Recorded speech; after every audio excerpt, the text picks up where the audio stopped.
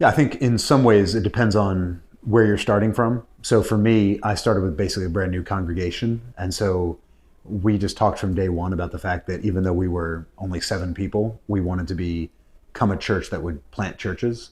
And so in God's providence, when 6 months in, we had an opportunity to plant a church, everyone already knew that that's what we were going to do. And so even though we didn't have a lot in terms of people and resources, we were able to, it wasn't a huge argument with the congregation because they understood it.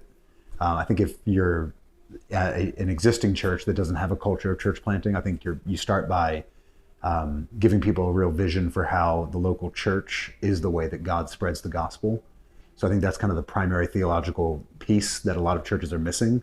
They think the gospel spreads through parachurch ministries and individual evangelism, which of course is true, but that actually God's mission strategy, if you look at the book of Acts, is to plant churches. That's what the apostles did. They got the Great Commission from Jesus and they responded to it by going out and starting churches.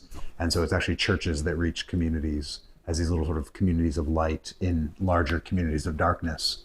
And so I think when people understand that, then they understand that in order to spread the gospel, what we do is we plant churches. We start new communities of light wherever there's darkness and work from there. And I think once a church understands that, then you really have the makings of a culture of church planting.